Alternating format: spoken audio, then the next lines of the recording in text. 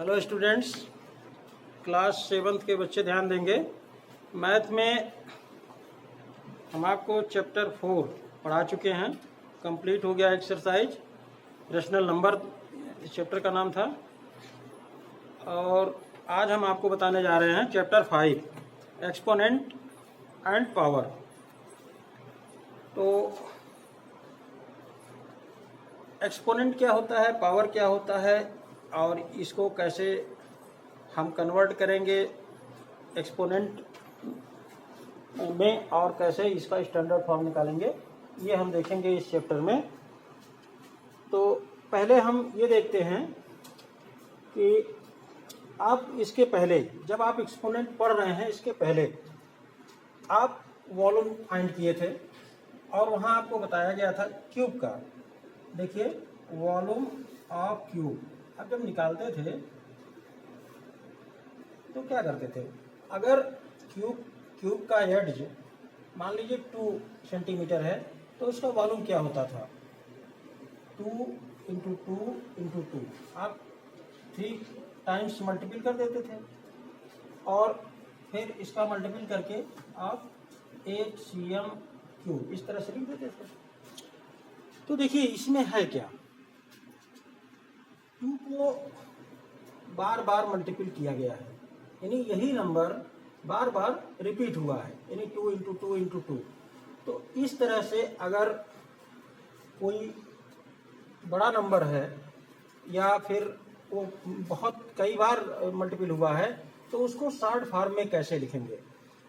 तो इसको लिखने का जो तरीका होता है, अगर इसको शॉर्ट फॉर्म में आप लिखेंगे तो इसको आप लिखेंगे 2 पे पावर 3। अब ये देखिए 2 पे पावर 3 लिखा हुआ है, तो अब ये क्या इंडिकेट करता है, क्या आपको बताता है कि 2 पे पावर 3, ये 2 पे पावर लगा हुआ है, ये इसको क्या शो करता है।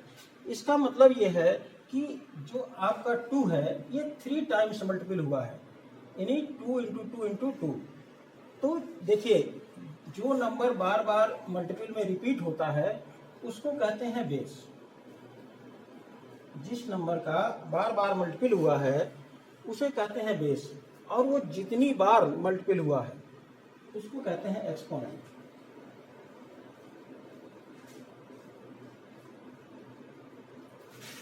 अब देखिए एक्सपोनेंट में ये आप रीड कैसे करेंगे।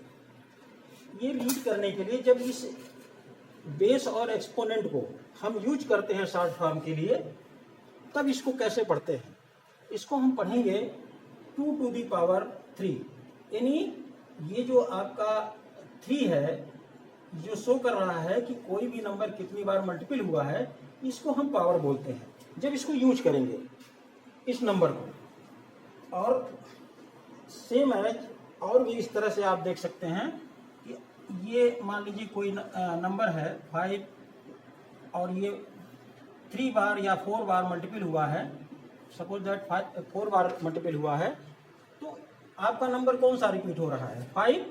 तो जो नंबर रिपीट हो रहा है मल्टीपल में वो होगा बेस, और कितनी बार ये मल्टीपल हुआ है, 4 बार। तो ये आपका एक्सपोनेंट कितना हो जाएगा, 4। और इसको रीड करेंगे 5 टू द पावर 4। अब देखिए यहाँ जब हम इस एक्सपोनेंट को पढ़ रहे हैं तो क्या पढ़ रहे हैं, 5 टू द पावर 4। और अगर हमें कहा जाए कि ये एक नंबर शॉर्ट फॉर्म में दिया हुआ है जो एक्सपोनेंट फॉर्म में है, तो इसमें एक्सपोनेंट कौन है और बेस कौन है, तो आप सीधा लिखेंगे कि एक्सपोनेंट हमारा 4 है और बेस हमारा 5 है। ठीक है। अब इसमें ये तो पॉजिटिव है, जो नंबर रिपीट हो रहा है ये पॉजिटिव नंबर रिपीट हो रहा है, लेकिन अगर नेगेटिव नंबर रिपीट हो तो इसको कैसे सिंप्लीफाई करेंगे। देखिए इसके 2 तरीके हैं कि when the base is negative, जब आपका बेस नेगेटिव हो, and the power is even, यानी suppose that -3 to the power -6,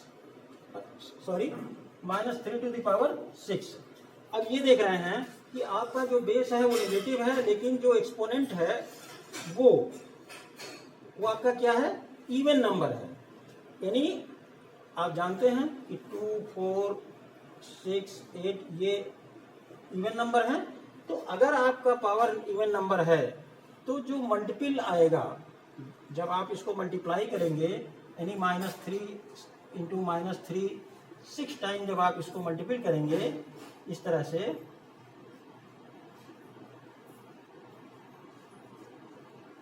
तो इनका जो मल्टीपल आएगा उसका साइन होगा प्लस। अब इसका मल्टीपल करने पर जो भी आएगा वो आप मल्टीप्लाई कर लेंगे, लेकिन इसका साइन जो आएगा वो प्लस आएगा। कब आएगा? जब आपका एक्सपोनेंट इवन नंबर होगा। और अगर ऑड नंबर है और बेस आपका नेगेटिव है, सपोज दैट -3 पे पावर 3 है, तो आप देख रहे हैं यहाँ जो एक्सपोनेंट है आपका वो एक ऑड नंबर है। तो जब ये ऑड नंबर होगा तब इसका जो मल्टीपल आएगा वो नेगेटिव आएगा। तो इस बात का ध्यान दीजिए।